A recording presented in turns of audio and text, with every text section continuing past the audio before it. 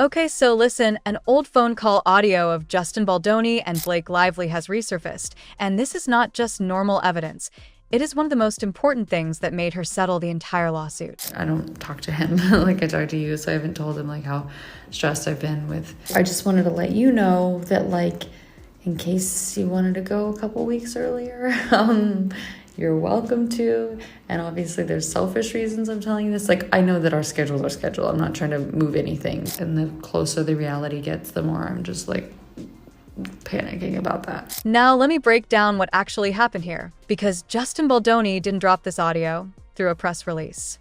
Well, he put it out there himself, almost like he knew that if he gave it to the usual channels, it would get buried. And here's what surprises me about the timing. Why now? Why did he decide to do so after the settlement already happened? I mean, you have to wonder if Justin actually felt backed into a corner. I mean, think about it from his perspective. His name was getting dragged through the mud. He wasn't getting hired for new projects. And meanwhile, Blake Lively was out there living her best life, going to events, posting on Instagram like nothing happened. So at some point, you either let it kill your career silently, or you go the other way to take down your rival. But what do we actually know about this recording? Well, let me break it down for you. The recording is around 12 minutes long, which is actually longer than I expected. Also, I thought it was going to be one of those quick voice memos, but this is a full-on conversation. And the big question everyone wants to know, who recorded it? Well, from what sources are saying, it was Justin Baldoni's side of the phone call that got recorded, which means Blake Lively didn't know anything. It's nothing that I could have done selfishly, but anyway, I told you in 4 minutes what I could have told you in 30 seconds, but please again, keep this between us because as of now, this movie's still shooting and 6 weeks. And this is where it gets interesting because California and New York are what's called a two-party consent state, which basically means everyone on a call has to agree to being recorded. So depending on where this call took place, there could have been some serious issues here for Justin. He might have technically broken the law by recording this. But the fact that he released it anyway tells you something about how angry he must have been. I don't have the best track record. I don't think either one of us have the best track record for our voice memos. From what I am hearing, this wasn't a random conversation. This was a call that happened at a very specific moment, either right before or right after one of the incidents that became the center of this lawsuit. It seems like it was a way to clear the air and have a direct conversation between the two people at the center of the conflict. Blake on one side, Justin on the other. Now, what is Blake actually saying on this recording? The quotes that have started circulating are honestly kind of hard to parse without the full context. But here's what I know. She's explaining her version of events. She's describing how she felt about certain situations.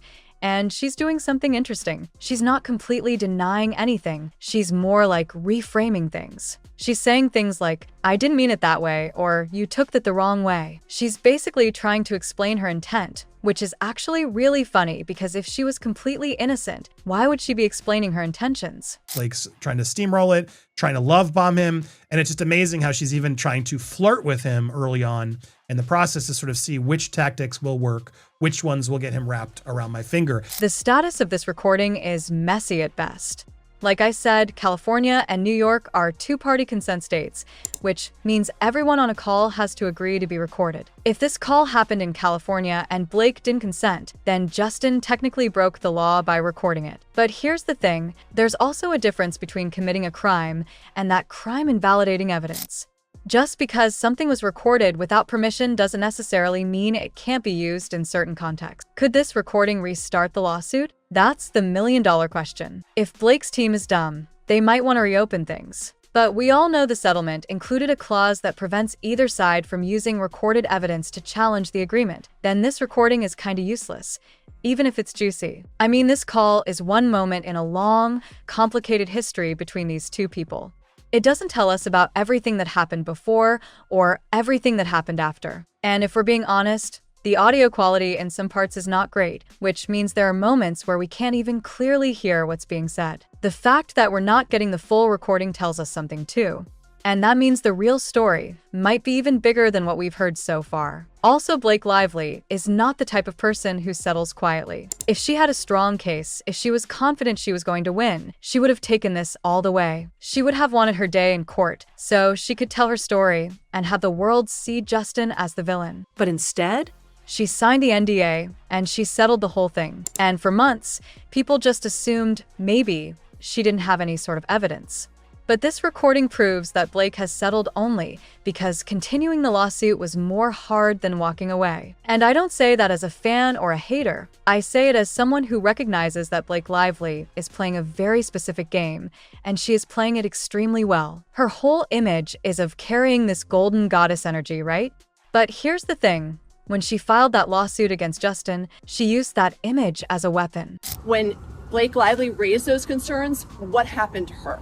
They embarked on a massive digital retaliation campaign, in their own words, to, quote, bury her. The way her team handled this was they made sure her claims hit the news cycle in a way that was bad to Justin. Her team behind the scenes was stacked with serious players.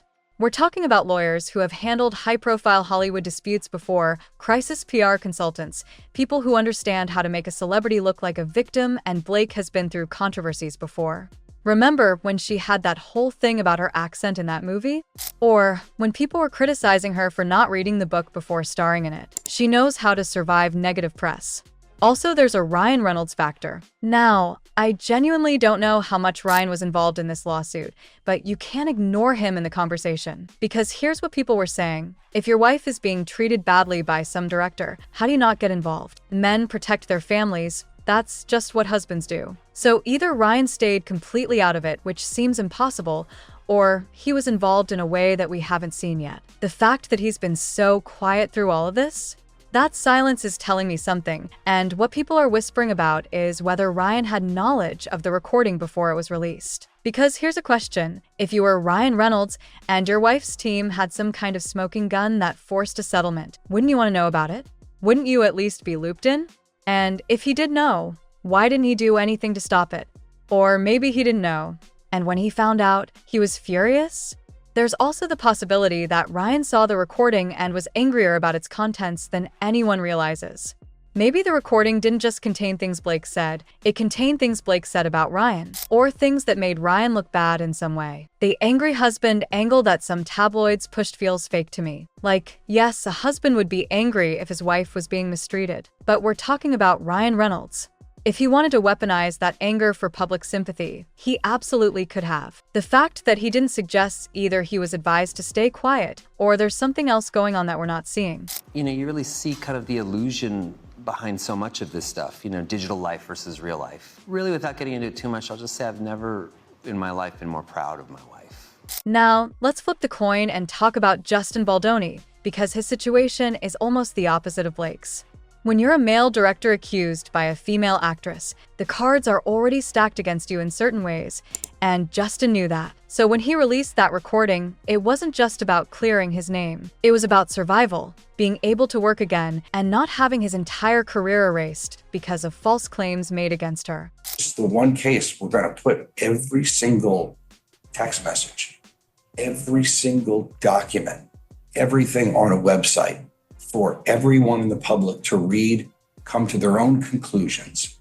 There are a ton of other people involved in this mess, and they all matter in different ways. Let's start with Sony Pictures because they produced The It Ends with this movie and they have probably spent months trying to figure out how to minimize the damage to their investment. Movies are expensive. Marketing campaigns are expensive. When your movie gets caught up in a scandal like this, you're not just worried about the people involved, you're worried about the bottom line. So Sony's role in the settlement? Well, they probably wanted this gone as fast as possible for financial reasons alone. Similarly, when a movie comes out and there's controversy, usually some cast members will make statements, share their experience, and want to be part of the conversation. But most of them have said nothing, and that silence can mean a lot of things. It could mean they signed NDAs, or it could mean that what they witnessed is so complicated that speaking up would only make things worse. When he said that they were talking to Blake, I was like, yeah, well, like that's gonna happen, you know? That's cute, Justin. That's real cute.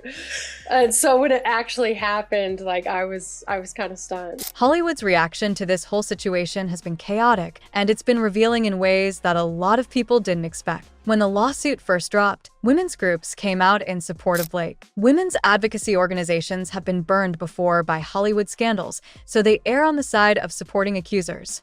But then when the recording came out, some of those same groups had to suddenly recalibrate, because a recording that suggests Blake Lively might have had a more complicated role in the conflict than she let on? That's messy. And mess doesn't fit neatly into advocacy categories. Men's rights groups, for their part, have been absolutely using this case as an example of what they see as a double standard in how these claims are handled. They see Blake getting believed automatically, while Justin is presumed guilty. Now, I'm not here to get into the politics of that debate, but I would be doing you a disservice if I didn't acknowledge that this case has become a flashpoint for those conversations. It's being weaponized from all sides. The industry unions have been quiet, which is interesting. The Screen Actors Guild, the Directors Guild, various other organizations that represent Hollywood workers, they have protocols for this kind of thing, but they've mostly stayed out of it publicly. My guess is they're waiting to see how it all plays out before committing to any position that could come back to bite them. And then there's the Whisper Network about who's hiring who. Before all this, Justin Baldoni was getting meeting requests considering projects, generally being treated like a viable working director. After the lawsuit, some people are quietly reaching back out, trying to figure out if the situation has shifted. But also, there are people who are even more happy of him now because releasing a secret recording? That's the kind of move that makes other actors and actresses wonder if this man has guts. I got a call that says we want to go to a private mediation and we need to do this tonight, which was Friday, or we need to do this weekend. To understand how this whole situation got so messy, we have to go back to the beginning. Blake Lively wasn't just the star of the It Ends With Us movie, she was also a producer. And while that can be a good thing, it also meant there were two strong creative opinions in the room. As the movie started coming together, people started talking about casting choices, creative decisions, and who had the most influence. Justin was the director, which means he was responsible for the movie's vision, but Blake also had producer power. So whenever they disagreed about scenes, budgets, reshoots, or the overall direction, the big question became, who actually had the final say? Fans started noticing the difference, especially during interviews where their energy seemed completely different. Things got even more complicated during the promotion of the movie. Blake seemed to focus on the glamorous side of the film, while Justin appeared more focused on the serious message behind the story. And then the situation exploded into a lawsuit. Blake filed a lawsuit accusing Justin and his team of creating an uncomfortable work environment and making serious claims against him. In the end, the case never reached a public trial. But why did Blake Lively settle her own lawsuit? The recording is basically the answer. Whatever is on that 12-minute call gave her lawyers the reason to be very, very concerned. Maybe she said something that destroyed her own case. Maybe she admitted something that made the SH claims harder to prove. Maybe she just realized that continuing to fight would mean exposing herself to more backlash than she could handle. Here's where I think this story gets really interesting because it touches on something bigger than just Blake Lively and Justin Baldoni. It touches on how Hollywood handles accountability. And I mean really handles it, not the stuff we see on red carpets when celebrities wear pins and give speeches. The truth is, most stories like this never come out. Most settlements stay sealed. Most NDAs hold. Most people who have something to say decide it's not worth risking their career, their reputation, or their family's stability. So they stay quiet, they take the money, they move on. And the person they had the dispute with, they move on too, often with their reputation intact because the whole thing got buried. This case is unusual because it didn't stay buried. The lawsuit was public, the settlement happened, and then the recording came out. So now we get to see the machinery behind the scenes. And what we see isn't pretty. We see money deciding what's true. We see power determining who gets to speak and who has to stay silent. We see a system that is designed, at every level, to protect the powerful and the wealthy folks like Blake and Ryan. NDAs exist for a reason, sure. There are uses for them. But in Hollywood, they've become a tool for suppressing information that powerful people don't want out. And the reason we don't know more about what actually happens on sets, about how stars really treat crew members, about the dynamics behind the scenes, it's because of NDAs. It's because of settlements.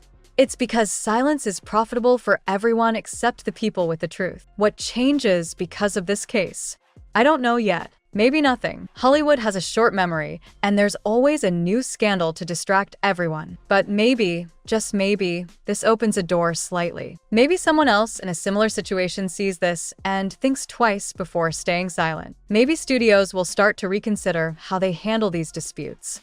I'm not holding my breath, but it's possible. This is like Hollywood, like greasy, sleazy, favor trading at its absolute best. Okay, so let's take a step back from all the drama and talk about something that I think gets overlooked in all of this. Why do people like Blake Lively actually settle? And I don't mean settle in the regular sense. I mean, why do people who believe they're right decide to just give up, take the money, and disappear? Because that's what Blake did. And unless you understand the psychology behind settling, you're not going to understand this whole situation. The fear of public exposure is huge. And I'm not just talking about whatever secrets might come out during a trial. I mean the exposure of the legal process itself. Depositions are brutal. They make you answer questions under oath about the most embarrassing, traumatic, complicated moments of your life. And those depositions get transcribed. They get used by the other side. Parts of them might even leak. So even if you know you're right, even if you know you have a solid case, you have to ask yourself, is it worth having every detail of my experience shared in public? And look, I'm not saying Justin Baldoni was right to record that call without Blake's knowledge. I'm just saying I understand the mentality because that insurance policy way of thinking is super common in certain circles. When you know you're in a power struggle, when you know someone might turn on you, when you know your word is going to be against theirs, you want evidence. You want something that proves your side of the story. And yes, that can be self-protection. The ethics of recording conversations are genuinely complicated. In an ideal world, people would just be honest with each other and conversations would be private. But we're not in an ideal world. We're in a world where people lie, where he said, she said situations favor whoever has more public support. So when you're the person without the platform, when you're the person without the famous husband, when you're the person who knows your accusations might not be believed, without something concrete, recording a conversation starts to feel like survival. What do you guys say?